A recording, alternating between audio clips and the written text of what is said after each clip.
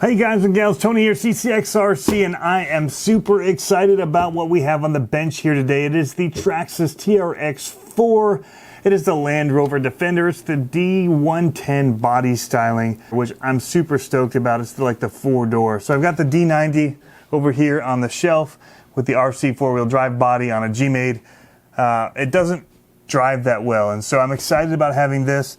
Traxxas's first like crawler that they've really got going on.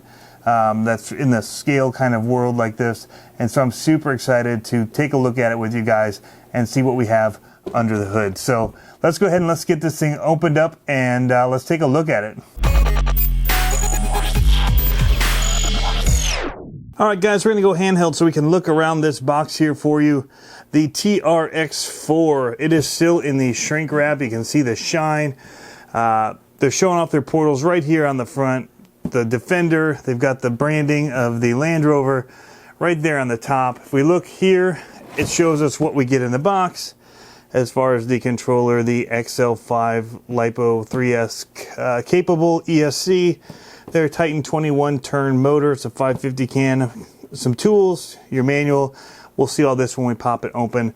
This is all the other stuff that you can get and what you'll need, and being able to upgrade this to be able to see and have more adjustability if you do their Bluetooth enabled, link enabled little adapter that they have for this. So anyway, this is the first scale truck by Axial, and I'm excited about it. Everything that I've had from them has been great. It's shown here our wheelbase is 12.8 inches, 23.1 bumper to bumper, 9.8 inches width, so that's 248.5 millimeters, and the steering angle is 45 degrees.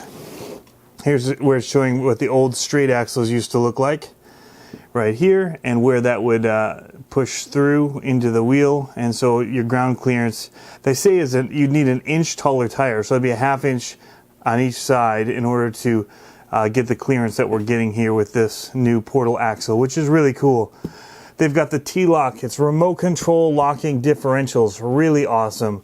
High and low range transmission, metal gear, digital servos. The torque twist eliminated because of their portal design in their axles and the gearing that they use here. So that's interesting. Talks about their tires, which are 1.9, their waterproofing of their receiver box, inner fenders on this thing. I mean, this thing is decked out. And it comes at a price point. I mean, this comes at about 470 bucks. And so we're gonna go ahead, we're gonna get this out, we're gonna look at it. It's got the Traxxas Tough here. It's talking about the chassis, the steel frame rails, extra wide rod ends, steel links, all that. So hardened steel U-joints and ultra reliable brushless ready steel portal axle and transfer case gears are smooth and quiet, and so that is excellent. Let's go ahead and get this thing opened up here. Now, battery and charger are not included. Make sure we point that out right away.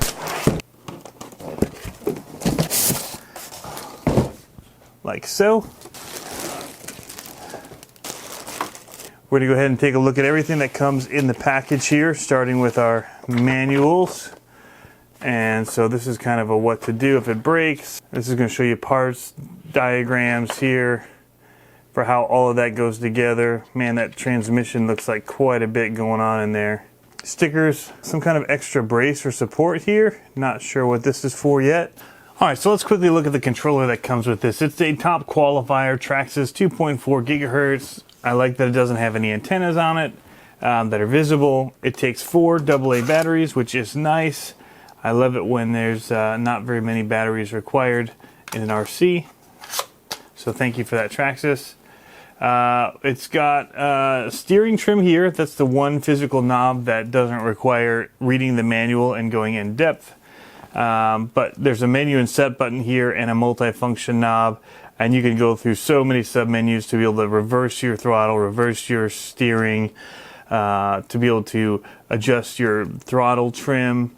Just a whole bunch of stuff that you can do. It also does the TSM for their stability management for driving.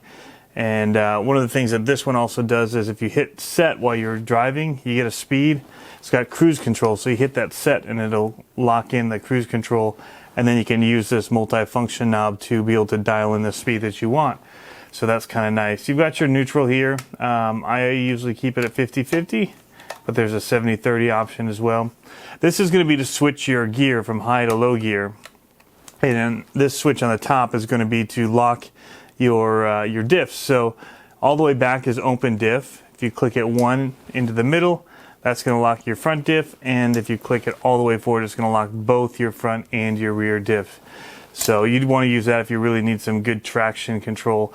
You're going to lose some of your steering and just your drivability if you're running locked diffs all the time, which you can, but at higher speeds, typically you want to leave that open. So that is the controller in a quick nutshell. There's a lot that you can do with this. You'll want to download the full manual that they have for it online if you want to have a map of all of the menu settings for this. All right, let's look at the vehicle itself. This is what everybody really wants to see anyway. Right away, we'll talk about the body design here. It is just a really, really killer looking body. They did a fantastic job with this. I really like the look of it. They've got some extra little accessories and things that are planned out for you, ready to go. You've already got a roof rack on the top. You've got a snorkel. You've got these like rubberized mirrors here, so they'll kind of flex instead of break. You've got light buckets already. There are not LEDs in them, but it is ready for you to drop in an LED kit. It's got a faux winch on here, but I believe that could probably be removed. Let's see here. How, yeah, that could be removed and you could put on a real winch if you wanted. So let's take this off and show, because the body's actually pretty rigid for a couple reasons, which we can kind of show you here. Right on the chassis here, you'll see this ridge, and so the body sits in that, and that locks it in there nice and tight, as well as it cups around this bumper here. So steel frame. I'm guessing the width here is going to be pretty compatible with most of the other rigs, so that bumpers and things like that are going to work for you from other from like the CCxRCs. We've got a, here, let me get the camera off for you guys. All right, so we're going to take the camera back off here and we're going to look through this thing for you. It is brand new, like I said, straight out of the box. And you can see why the frame or the body sits so nice and rigid in the frame, and it feels just rock solid, is because they've got these channels here that it sits in, and it also, on the bumper, it kind of locks in around this little ridge that they have here. So it's a standard C-channel design for the frame, and it's pretty much the same width we're running here as an CCx10, so bumpers should be pretty much compatible from that from the CCx10s. What do we got here? The tires. These are their Canyon 1.9 tires, blacked out rims. I love it. They're glued on here. They're not bead locks or anything, but they feel nice and soft and grippy and really good. We've got our antenna and our waterproof box here that Traxxas is so good about putting on their vehicles. These boxes that they have for their receivers are awesome. And a lot of people will get these and actually put them into other vehicles. So very cool. You can start seeing some of these here. These are going to be the servos that operate our diffs. You can see the cables coming out here, and that's going to be what locks our front and rear differentials, which is really, really cool. The battery's kind of up high a little bit. Not going to be something that's easy to move, I don't think, on this vehicle, the way that they've set it up. So a lot of the mods that we do with some of the others and trying to get the battery forward, I mean, you could probably get it stacked here. It's going to keep it higher. But yeah, that may hit the body too. So we'll have to look at that. But the servo is chassis mounted here. So it's got a really nice, solid, locked in place servo. Shouldn't get too much movement there. We've got metal links here going across. So here you can see the magic of their portal axles, where they drop down and they meet into the tire. There is it rides high and then it kicks down, and they've got gearing that drives from the axle to two gears that then put the power to the wheels. So it gives it that extra ground clearance here, which is really nice. It actually doesn't look as awkward as I thought it might. You know, as far as being scale and things, and not seeing that axle running centered with the tires, I thought would be kind of weird. But it doesn't actually bother me that much. So if we go back to our body here, let's take a look at this. A little bit more detail. You can see they've kind of got stickers even, or no, it's not stickers, but they've got fans built into the grille as far as the stamping that they've done on the plastic. The fenders are kind of rubberized, so that's nice. They're flexible.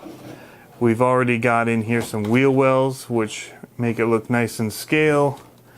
Extra bracing here between the two to stiffen up the body, as well as in the back you've got the same, where they're stiffening this whole back end up here.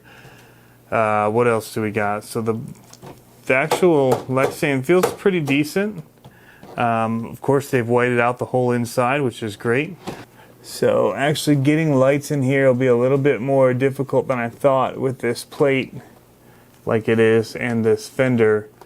To run a light up into this front bucket will be a little bit more difficult than I may have thought originally. Hopefully they'll come out with some kind of a kit for that.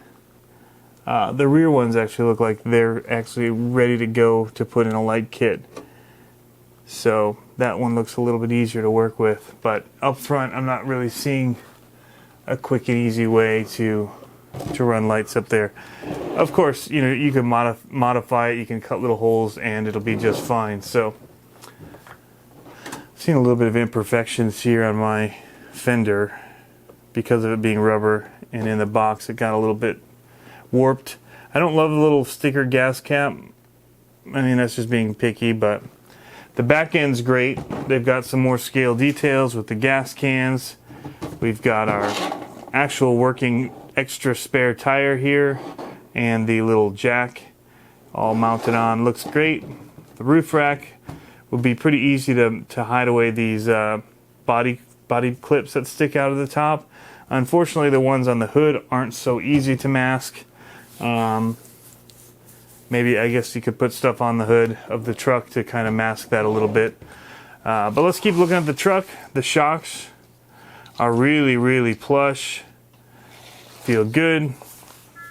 Here's the XL5 ESC.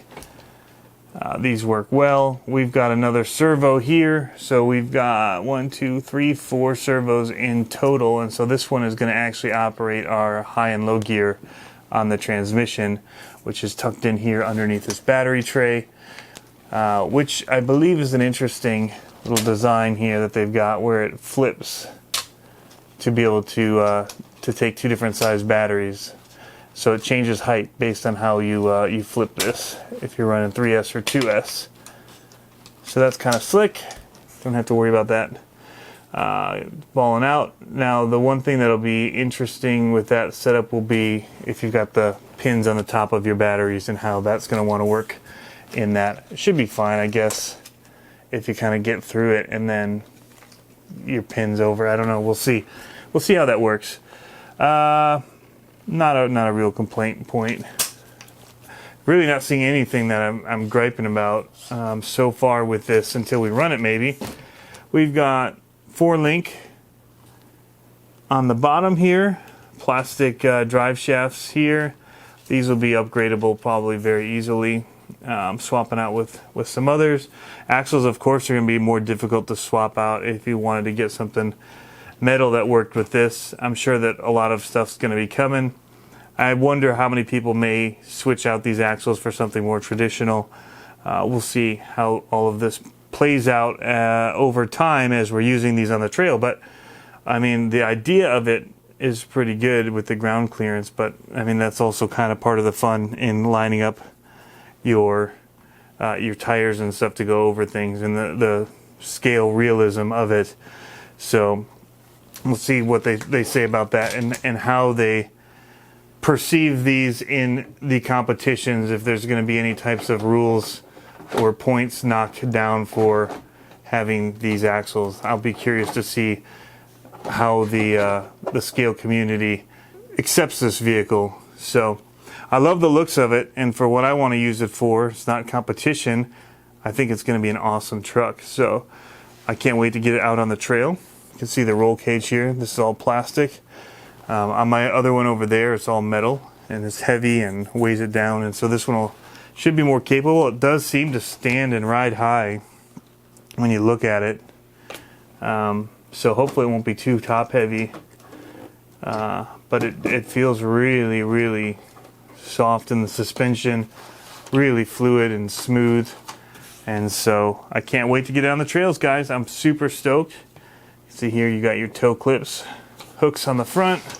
They have them on the rear too. Yes, they've got two on the rear as well. A little spot here for a hitch to go in. That's pretty slick. Here we'll show you too with the body going on here. There, we just set the body and you can see how it kind of clips in here into this rear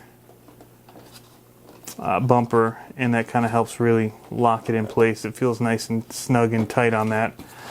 Not a lot of movement. Same here. You're getting that rigid feel to the body because it's locked in on that chassis. All right, so we're going to give you a quick look at some of the different working pieces here. We've got the controller. We're going to just switch it on here. I apparently hadn't turned the truck off after I was just doing tests. So there, we're on. And then if you watch here, I'm going to switch this top switch for the front diff, which is right here, to engage. See that move? And if I do it again, the back one will engage. And so now I've got it, both diffs are locked. Now it's just the front, and now it's open. And then we'll go to our gear here. And so this is in low gear right now, but if I flip this little red switch here, it's going to trigger this servo and it's going to put us into high gear. We can show you a little bit of the difference in speed. Let's set the camera down for a second and we'll just lift the tires up. So this is in low, high speed. There, that's high speed. And then this is in high gear. Quite a big difference in the speed there. From this 21 turn motor. So that's just a quick look at some of the different settings on this. It's pretty slick though how all of this works and how much they've got going on, and we'll see how it all holds up because there's a lot more to break and a lot more to have to repair or have things go wrong with. So you know, a lot of my Traxxas stuff has really held up through the, it stood the test of time, and so I have every hope that this rig will do the same. All right, so that's our first look at this TRX-4 by Traxxas. I really think it's got a lot of potential. I can't wait to get it out on the trail and see how it handles because I'm liking what I'm seeing. I love all of the scale detail that they've put into it.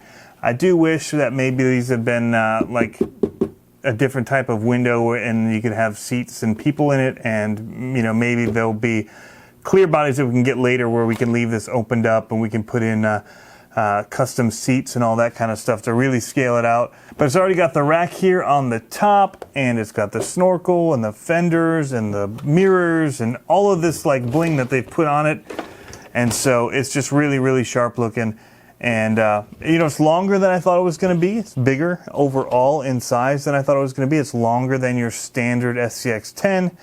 But that's all right. Again, we'll just see how it handles on the trail. Can't wait to compare it to, say, my CCx10-2, which I've actually got here under the bench, so we can actually kind of see what kind of a difference we're talking about here if we're lining up bodies.